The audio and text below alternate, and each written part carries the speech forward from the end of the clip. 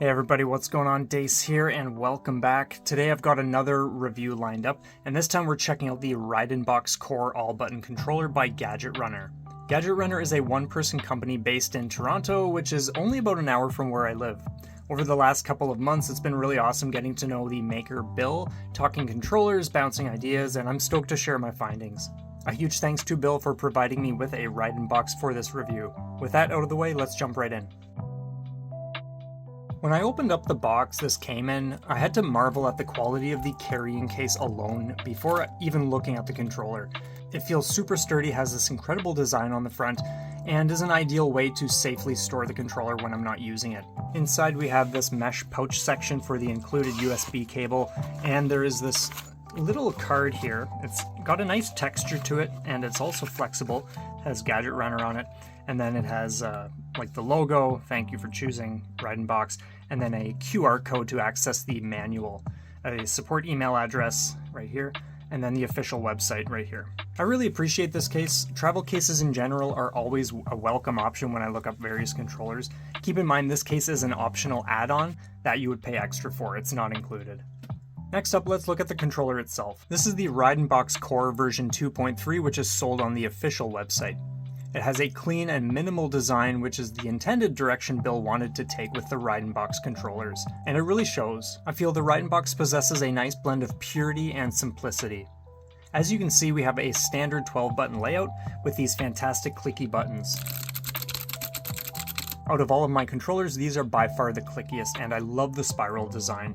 It reminds me of the old glass bulb covers for porch lights that have a similar spiral design on the bottom. When ordering, you also have the option to get solid white caps if you prefer. We have 6 menu buttons along the top left, and these give off another nice click.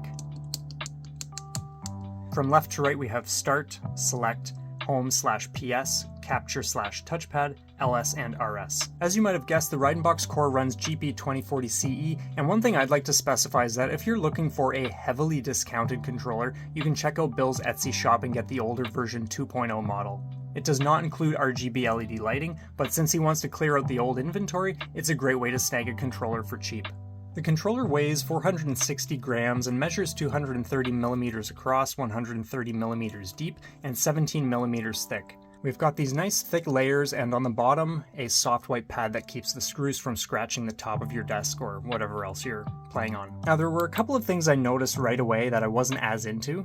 Firstly, the screw size feels a bit on the large size, and the overall look of them isn't very appealing to me. When I think about how pristine the RaidenBox looks, I feel there's got to be a more suitable option that is in greater alignment with the direction Bill wants to go with his controllers. And interestingly enough, when I brought this up to him, he mentioned that this was something he was already planning to change in the near future. The second thing is the fact that the white strip on the bottom is stuck on there. I always prefer when companies leave that sort of decision to the person receiving the controller, whether it's rubber feet or strips just covering certain sections, etc. Having this here is a nice gesture, but some people will prefer not having this on the bottom. This is another thing Bill is taking into consideration for how things are handled going forward. Leaving this off also keeps things open for custom art on the bottom, which is always great. In the back midsection we have the USB-C port, and staying true to the minimalist design, that is the only port on this controller. This does not have an EXT port for those who usually throw in an adapter and do the whole PS5 setup and whatnot. Out of the box, this supports Nintendo Switch, Steam Deck, PS3, Android, Linux, and PC, Windows 10 and 11. It has 3 SOCD modes, including Neutral, Up Priority, and Last Wins. Furthermore, the RaidenBox Core offers web configuration and key mapping for those who want to customize button layouts and easily switch between mapped profiles. You can also input macros. Something that surprised me was that the controller came with perforated custom art paper, which is a brilliant idea. In terms of controller makers, I've never seen anyone else send this with their product before. The RaidenBox website includes an art template and instructions for easy drag and drop custom art that you can print off on your own. Once I decide on some ideas, I'll showcase the art. If the pages are a little curved when you first unpackage things, just place them somewhere flat. You don't even need to weigh them down with anything. Mine were all out of shape, but they just flattened out on their own.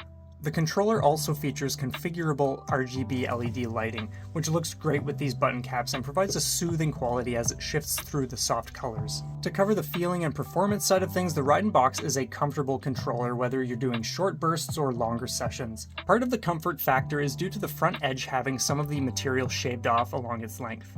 I've been informed that this is a challenging cut to pull off and that special tools must be developed to perform this angled acrylic trimming, but it's absolutely worth it.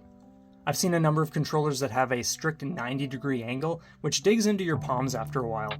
On controllers that do have a similar cut, it's always much less pronounced than what we have here, so this feels easy on the palms. The RaidenBox offers maximum control and lightning-fast performance with an input latency of 0.76 milliseconds. When playing fighting games, inputs are solid. The accuracy is definitely there, yet what's interesting is that your inputs feel like they roll into each other, producing a smooth flow. When jumping into other genres, this is an all-around fun controller. In games like the Mutant Mudds titles or Celeste, which demand a high level of input precision, I'm genuinely happy to feel how this controls. What adds to the joy are these sweet clicks accompanying my maneuvers. As for the pricing, the RaidenBox Core version 2.3 rings in at 138 Canadian or about 100 USD. Bill set up a discount code for 10% off for those interested in this version of the controller. I'll include that information in the description. To wrap this up, the RaidenBox Core version 2.3 is an absolute blast, and I've really enjoyed learning about the ins and outs of this controller. It's got a clean and professional look, feels sturdy, has outstanding performance with zero issues encountered, and won't cost you hundreds of dollars. With loads of options on the market, it may feel tricky zeroing in on what controller may serve you best, but if you're after something minimal that is pleasing to the senses, yet packs a serious punch, the RaidenBox Core is a fantastic choice. Again, I've got to thank Bill for all the great chats and, of course, the controller. I really appreciate this. I'd also like to thank everyone who stuck around until the end of this video. Your support is awesome and I trust you enjoyed this review. In the comments, let me know what features you're after in a leverless controller and what controllers you'd like to see on the channel in the near future. With that, have a stellar day, thanks again, and we'll see you all next time. Take care.